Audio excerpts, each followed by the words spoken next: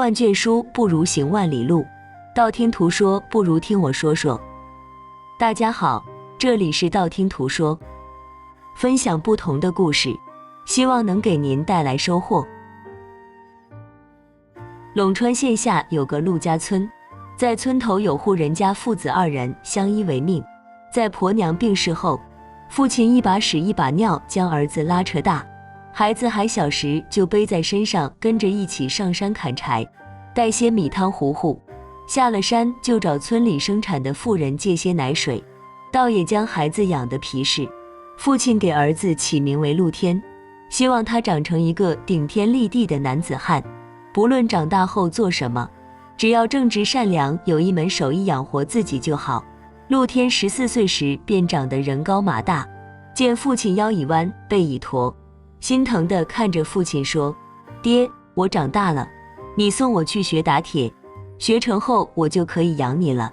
父亲见儿子有如此心意，况且他已长大该学一门手艺，便欣然同意。送去王铁匠那时，父亲看着陆天语重心长说道：爹这辈子没什么大出息，也不希望你像我这样砍一辈子柴，送你去学铁匠也不求大富大贵，只求日子安康。再过2年你能自立门户娶个媳妇，我这辈子也知足了。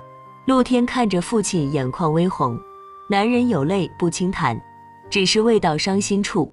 随后2人走了几里路，来到县里，买了些东西去往铁匠铺。刚进门就见一个40来岁浑身汗渍的男人在打铁具，此人正是王铁匠。见父子2人来了也没搭理，继续忙着手上的活计。父亲给陆天使个眼色，快去帮忙。陆天听话的上前拉起风箱，一阵阵热风扑面而来，没一会汗水也浸透了前胸后背。王铁匠看了他一眼，一老一少默契十足，干起了活。父亲见状把东西放下，默默退了出去。差不多过了1个时辰，王铁匠将手上打好的铁具放下，擦了满脸的汗，问陆天：你想好了？陆天点点头，我想跟着师傅学，您就收下我吧，我保证勤快好学，不给您丢脸。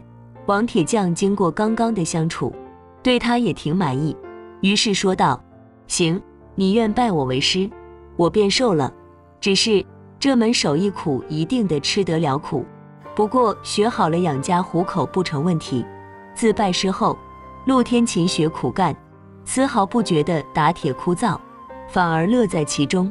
开始只能打些小玩意，渐渐的也能打些常用工具，在最后能跟着客户要求定制物件。陆天在这3年，皮肤变得黝黑，身子骨更加壮实，整个人跟个小山似的。这天，王铁匠和陆天正在堂里吃饭，门口来一个姑娘，悄声说：师傅，我家里铁锅坏了，能去帮我修下吗？王铁匠头也没抬，继续大口往嘴里扒着饭。陆天倒是看了眼，说道：姑娘，你将锅拿来在店里修。小哥哥，那锅太沉了，你看我这样哪里拿得动？姑娘伸出纤纤手指，细如嫩葱，身子更像是没了骨头般靠在门边，娇滴滴地说道：陆天整日闷在店里，来的不是男人就是老婆子，如今正是血气方刚的年纪。见姑娘样子，当即臊红了脸，对王铁匠说：师傅，我去帮他一下。王铁匠嗯了一声。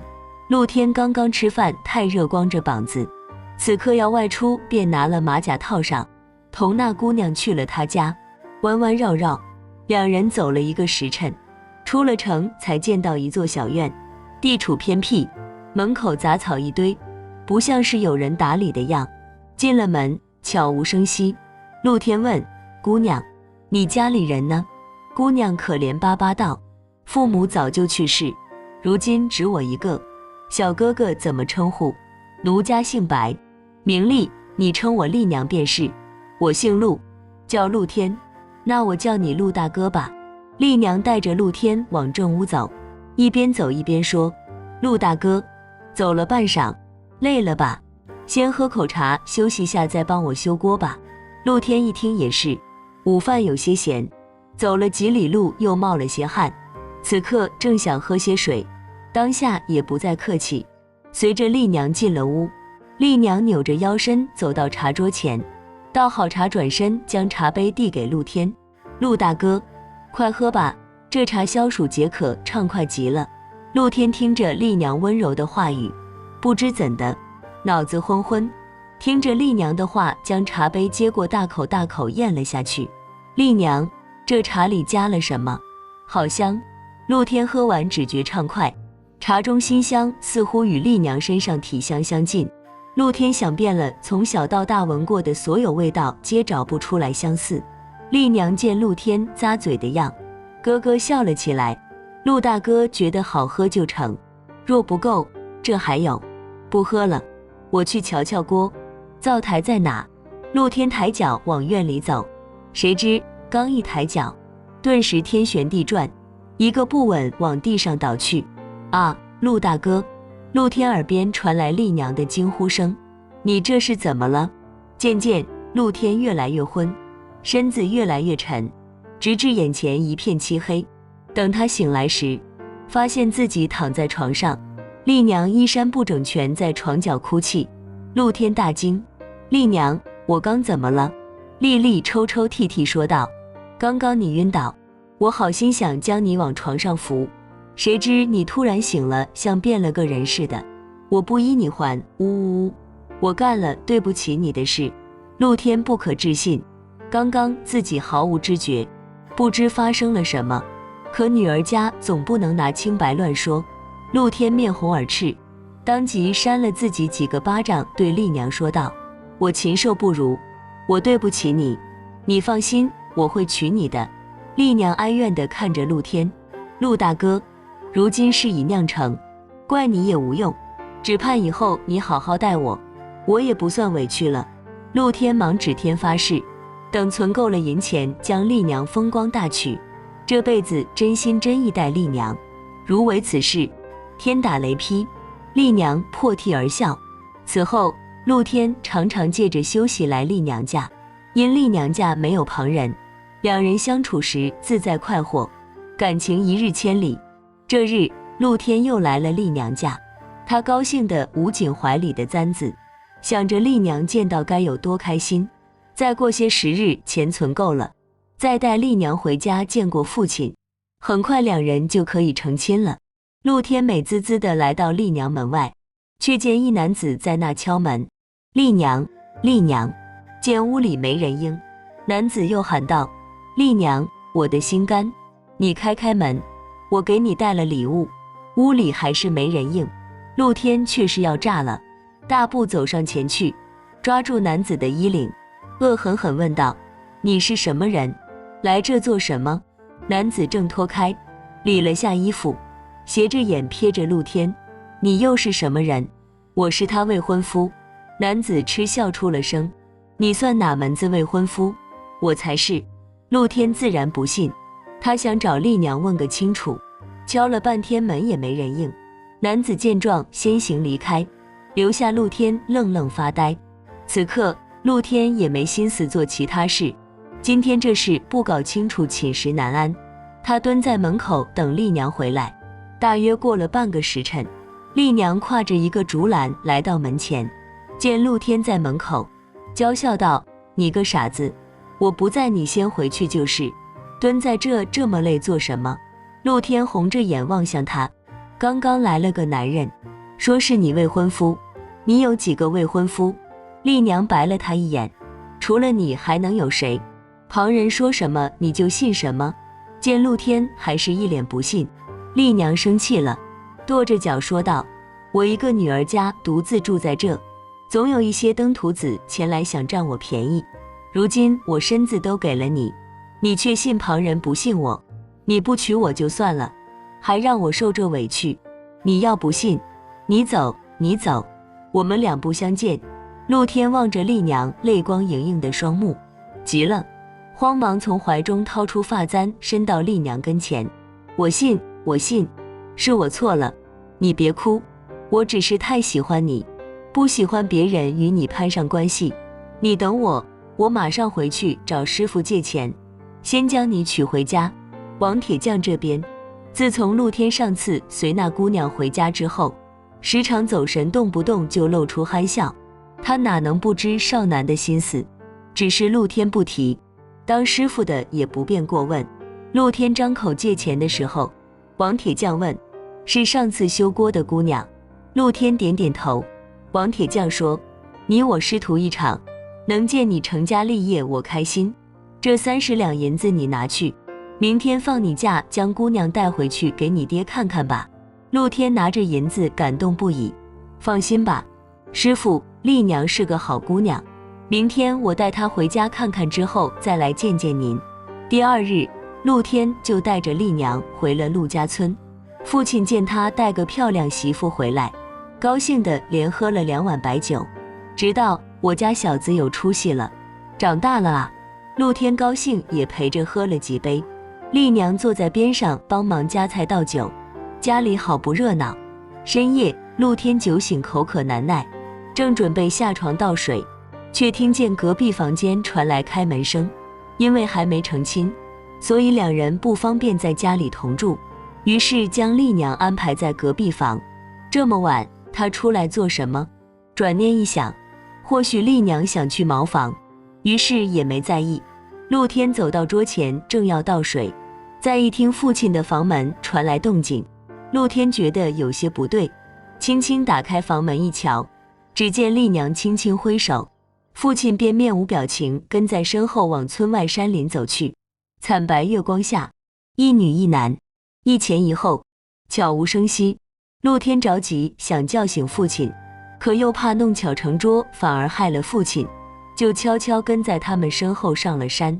山路曲折，2人弯弯绕绕走到一处山洞处，站定后，丽娘瞧着父亲的神色渐渐变得怨恨，自言自语道：“还记得这处吗？我和夫君在此处修炼，正值蜕皮之际，夫君被你一刀砍死，我侥幸活命。若不是陆天带我见了你，我竟还不知苦苦寻找的仇人竟然是你。哈哈哈哈！踏破铁鞋无觅处，得来全不费功夫，真是老天有眼。今日我便吃了你，替我夫君报仇。”说罢，丽娘脸上一阵扭动，片刻间竟幻化出一个巨大舌头来，只见她狰狞着朝父亲吞去。陆天情急之下抓起身侧一块石头朝那口里扔去，凑巧从喉咙入腹，丽娘一阵干呕，维持不了化形，又变回了美貌女子。陆天见一时半会父亲没了危险，悄悄退到山下，装作着急样子，不停呼喊着父亲及丽娘的名字，寻找他们，慢慢往山洞靠来。丽娘，你怎么了？父亲。陆天着急地看着他俩，你们怎么在这？我酒醒屋里寻不着你们，可担心死我了。丽娘咳嗽2声道：“我半夜起来上茅房，见你爹梦游，怎么叫都不理，担心他有危险，我就跟着他来了这处。”陆天拍拍父亲的脸，又大声叫了几下，父亲回了神，听见多亏丽娘才不至于遇到危险，心中对这媳妇愈发满意。等3人回家，天已蒙蒙亮，陆天带着丽娘与父亲辞别，说师傅那还有许多事要忙，得赶回去。丽娘有些不乐意，说这里山清水秀，还想再住些时日。陆天笑道：“等成了亲，你爱住多久住多久。”回了县里，听到还要去铁匠铺，丽娘对陆天说道：“许是昨日吃坏了肚子，今天有些不舒服，你先回去吧，等过几日再带我去见你师傅。”陆天自然应允。回到铁匠铺，陆天一脸焦色，同王铁匠说起昨晚的事。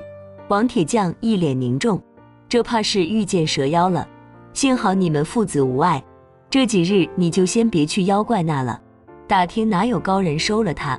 这边丽娘回了家，总觉得肚子难受，正难受地捂着肚子躺在床上休息，就听见院里传来动静。丽娘，我来了。一个男子从墙头跃下，正是那日陆天在门口撞见的男人。他透过窗见丽娘躺在床上，坏笑着进了屋，熟门熟路躺上了床，搂着丽娘说道：“心甘，这些日子你就和那个小铁匠厮混，也不理我。丽娘眼珠子一转，娇笑道：别提那货了，还是你好，今天陪陪我。男子求之不得，转瞬便脱了衣物和丽娘翻云覆雨起来，事后却觉得与平时那股飘飘欲仙劲不同，今日浑身像是散了架，整个身体被掏空。他哆嗦着嘴唇和丽娘说：我怕是有些不对，快去帮我请大夫来。丽娘却是红光满面，听见男子这么说，娇笑不已。你不对我才对啊，因为啊，你的精气全进了我的肚子，可怜劲儿，到时我帮你收尸吧。说罢，丽娘幻化出一条大白蛇，男子顿时吓得一命呜呼。丽娘嫌弃地看了一眼，一口将人吞了进去。既然这么喜欢我，那便葬在我腹中吧。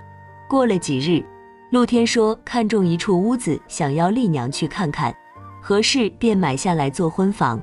屋子在县南边，有些破旧，丽娘捂着鼻子不愿进。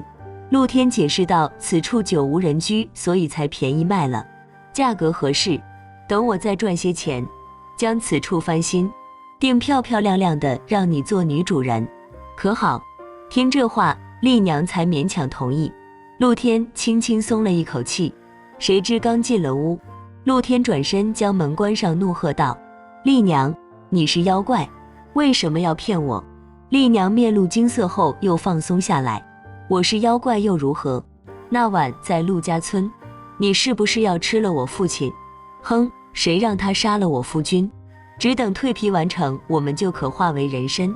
谁知被你爹害得功亏一篑，还丢了性命。如果不是我侥幸逃脱，怕是也成了蛇羹。那是我爹，你不是说要同我成亲吗？哈哈哈哈！丽娘忍不住笑了。你爹又如何？与你成亲是我哄你开心，待时机成熟，你们父子一个也逃不脱。丽娘见陆天惨白的脸色，又道：既然你发现了，那今天便先吃了你，我再去找你爹算账。说完，化为一条白蛇，头直顶房梁，张开大嘴露出獠牙。